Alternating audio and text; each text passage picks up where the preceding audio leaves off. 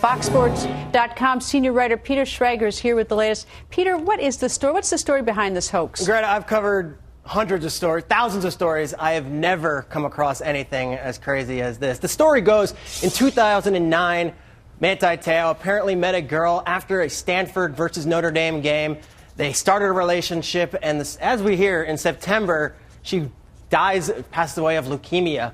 Same day as his grandmother. Well, sure enough, we find out today in a Deadspin.com report that she didn't exist. They did some research, and there never was a girlfriend.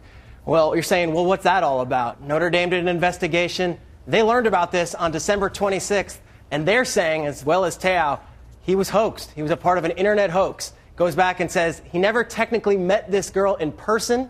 He met her online.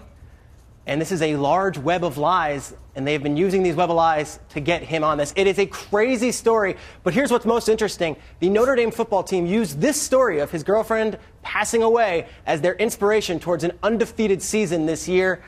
It was all for naught. It doesn't exist. There's no girl. He is very embarrassed, and he put out a press release, a comment today saying, I'm mortified. This is embarrassing. Someone would do this to me. But there are skeptics saying there are so many questions. Maybe he was a part of this, and that's what Deadspin was indicating. So we'll see how this all plays out. I don't have all the facts, but it is the wildest story I have ever covered.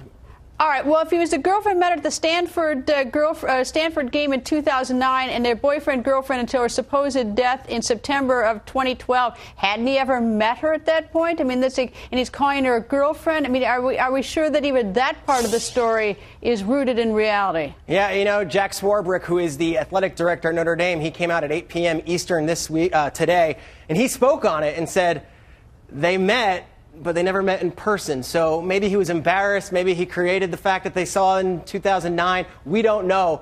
And at the end of that comment, Swarbrick said, I'll leave that to Manti Te'o to discuss. But there was no woman. She doesn't exist. There's plenty more to come. Crazy story out of South Bend today. All right, so why did it even get exposed or come to light? You know, Deadspin is a watchdog journalism site. Say what you want about them. They got several tips on this to say, from readers, hey, you might want to dig. And this is what's crazy. Sports Illustrated had a feature about this. ESPN did all these different teary-eyed specials about this. There was a lot of credible journalistic units that did stories about this. And Te'o, to them, told them the whole story, and everyone did it, and no one really fact-checked it. Here Deadspin comes out, which is kind of viewed as a rogue site. And they said, here's our story. We're doing a full investigation. There was no funeral. There was no girl. There were no parents to the girl.